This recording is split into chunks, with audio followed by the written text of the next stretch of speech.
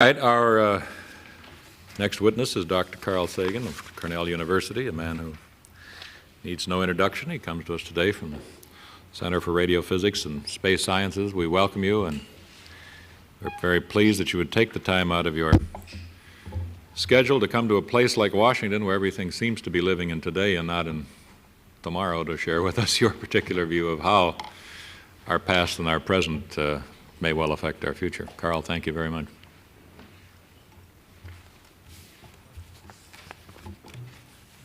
Thanks very much, Senator Dernberger, Senator Gore, Senator Burdick.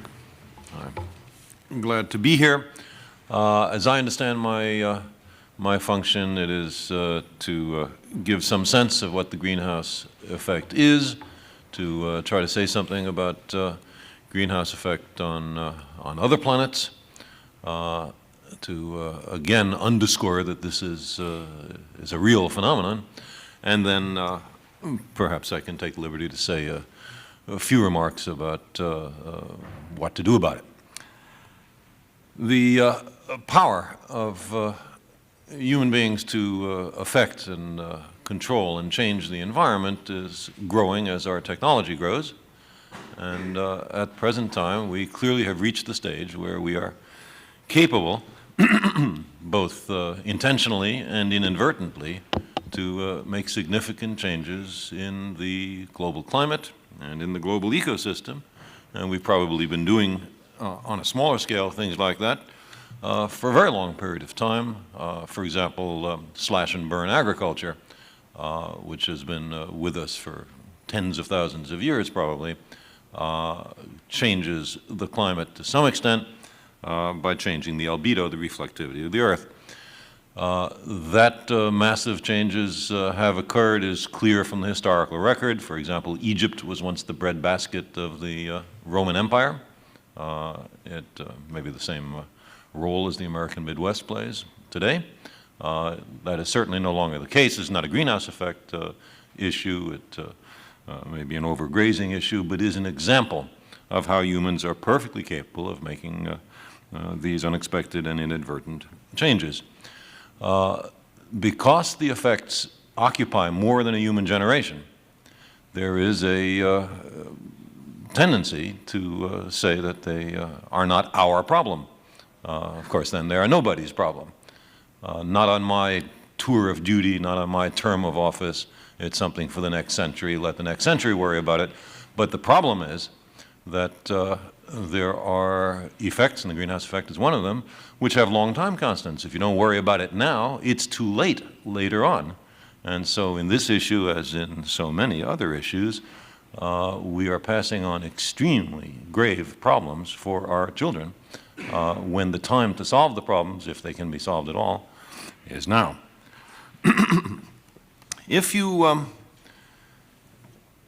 If you ask what determines the Earth's climate, clearly the main thing that determines it is sunlight. Sunlight is what heats the Earth. Not all the light that arrives at the Earth from the sun goes to heating the Earth. Some of it is reflected back. It's just the part that is absorbed. And what happens is there's a certain rate at which sunlight is absorbed by the Earth's surface, and there's a certain rate at which the Earth's surface radiates to space. What comes from the sun is in the ordinary visible part of the spectrum that our eyes are sensitive to. What the Earth radiates into space is in the infrared part of the spectrum, longer waves than red, that our eyes are not sensitive to, but it's as legitimate excuse me, a form of light as the kind that we're used to. Now, if you calculate what the temperature of the Earth ought to be from how much sunlight is being absorbed, equaling how much infrared radiation would be radiated to space, you find that the Earth's temperature, by this simple calculation, is too low. It's about 30 centigrade degrees too low. And why is it too low? It's too low because something was left out of the calculation. What was left out of the calculation? The greenhouse effect. The air between us is transparent, except in Los Angeles and places of that sort, in the ordinary visible part of the spectrum. We can see each other. But if our eyes were sensitive at, say, 15 microns in the infrared, we could not see each other. The air would be black between us, and that's because, in this case, carbon dioxide. Carbon dioxide is very strongly absorbing at 15 microns and other wavelengths in the infrared. Likewise, there are parts of the infrared spectrum where water vapor absorbs, where we could not see each other if we were only as far apart as we are in this room. If you add these infrared absorbing gases to a planet, then what happens is the sunlight comes in as before, but when the surface tries to radiate to space in the infrared, it is blocked, it is impeded by the absorbing gases. And so the surface temperature has to rise so that there is an equilibrium between what comes in and what goes out. So this is the greenhouse effect. It is a misnomer for more reasons than one. It's a misnomer in particular because that's not how the florist greenhouse works, but that's a very minor point.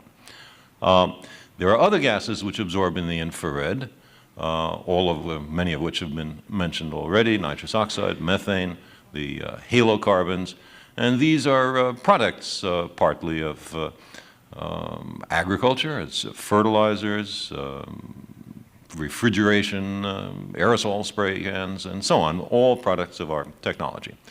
We don't generate much water into the atmosphere, but we certainly do generate a great deal of carbon dioxide through the burning of wood and fossil fuels, an apparently benign activity. Who could object to humans burning oil and coal, gas, and wood? I'd like to stress that the greenhouse effect makes life on Earth possible. If there were not a greenhouse effect, the temperature would, as I say, be 30 centigrade degrees or so colder, and that's well below the freezing point of water everywhere on the planet. The oceans would be solid after a while. A little greenhouse effect is a good thing. But there is a delicate balance of these invisible gases, and too much or too little greenhouse effect can mean too high or too low a temperature. And here we are pouring enormous quantities of CO2 and these other gases into the atmosphere every year with hardly any concern about its long-term and global consequences. Now, certainly not all aspects of how increased CO2 and other gases into the atmosphere affect the climate are known. There are still many uncertainties, although the overall picture is, I think, quite clear and quite widely understood and accepted. But there are questions about aerosols, about clouds. You heat up the Earth. How much increase or decrease in cloudiness is there? How does that change the albedo or reflectivity of the Earth? There's questions about the ocean and its response time to an increase in CO2. There are feedback effects. And therefore, it is certainly worthwhile to spend some additional money on further research on the subject.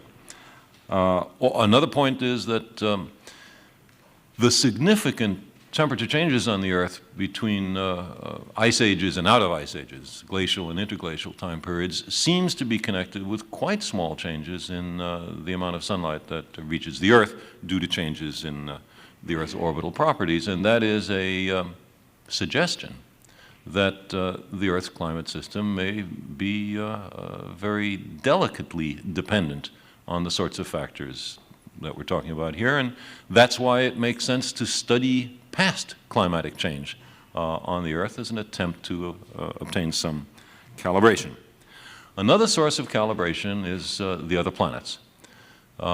Every planet with an atmosphere has some degree of a greenhouse effect. The most spectacular case by far is the greenhouse effect of Venus. It's the nearest planet. It's a planet about the same mass, radius, density as the Earth, but it is spectacularly different in several respects, one of which is that the surface temperature is about 470 degrees centigrade, 900 Fahrenheit, and that enormous temperature is not due to its being closer to the sun, because Venus is surrounded with bright clouds, and in fact, because it reflects so much light back to space, if that's all that was happening, it would be cooler, not warmer, than the Earth.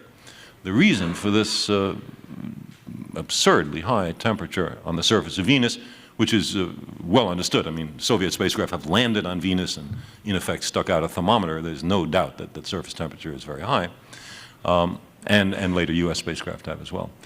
The reason is a massive greenhouse effect in which carbon dioxide plays the major role. Now, the amount of CO2 in the Venus atmosphere is much larger than here.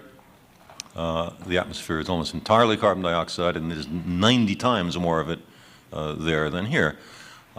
But it is an indication of what can happen in an extreme case. You look at Mars or Jupiter or Titan, the big moon of Saturn, and you have additional examples of greenhouse effects, different gases, different amounts of sunlight reaching the surface, different planetary albedos and cloudiness, and in all those cases there is also a greenhouse effect.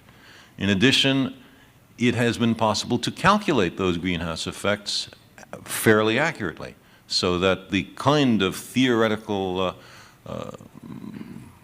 armamentarium which is used to calculate the greenhouse effect changes on the Earth, is also used for other planets and therefore can be calibrated to some extent against those other planets. If we keep coming out with the right answer in all those different cases, then probably we understand fairly well how greenhouse effects work.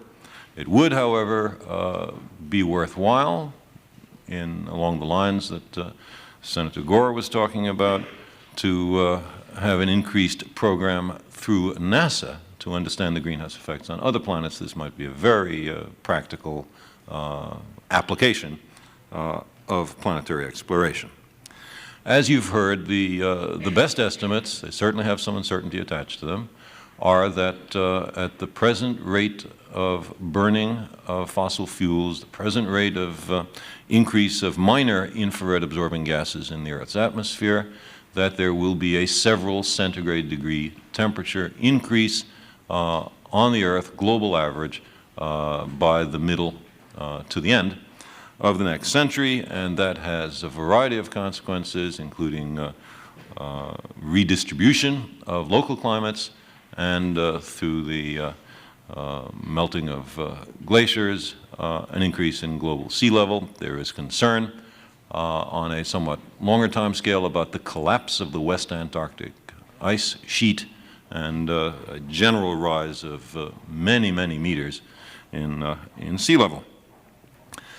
So we have a kind of handwriting on the wall. Certainly there's more research to be done, but as I say, there is a consensus. What can be done about it? The idea that we should immediately stop burning fossil fuel has such severe economic consequences that no one, of course, will take it seriously. But there are many other things that can be done. One has to do with subsidies for fossil fuels. More efficient use could be encouraged by fewer government subsidies. Secondly, there are alternative energy sources, some of which are useful, at least locally. Solar power is certainly one that might be of more general use. Safe fission power plants, which are in principle possible. And then on a longer time scale, the prospect of fusion power. Fission and fusion power plants, in principle, vent no infrared active gases, and therefore, whatever other problems they may provide, they do not provide a greenhouse problem. I'd like to close by just saying a few words on the kind of perspective that this problem, as related problems, pose to us. Here is a problem which transcends our particular generation. It is an intergenerational problem. If we don't do the right thing now, there are very serious problems that our children and grandchildren will have to face. It is also a global problem. It is no good if just one or two major industrial nations take major steps to prevent a major increase still further in CO2 and other greenhouse gases, because other nations may, through their industrial development, cause the problem by themselves. And not to say that this is inevitable, but just to give an example. The largest coal reserves on the planet are the United States, the Soviet Union, and China. China is undergoing a very major industrial development, and the burning of coal is certainly something that must be very attractive for the Chinese looking into the future. I would say that there is no way to solve this problem, even if the United States and the Soviet Union were to come to a perfectly good accord on this issue without involving China and many other nations that will be developing rapidly in the time period we're talking about. So here is a sense in which the nations, to deal with this problem, have to make a change from their traditional concern about themselves and not about the planet and the species, a change from the traditional short-term objectives to longer-term objectives. And we have to bear in mind that in problems like this, the initial stages of global temperature increase, one region of the planet might benefit while another region of the planet suffers.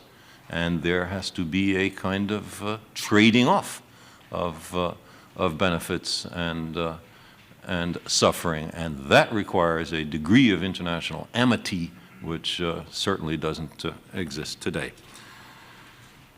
I think that what is essential for this problem is a global consciousness, a view that transcends our exclusive identifications with the generational and political groupings into which by accident we have been born. The solution to these problems requires a perspective that embraces the planet and the future, because we are all in this greenhouse together. Thank you, Mr. Chairman. Well, thank you very much. Just a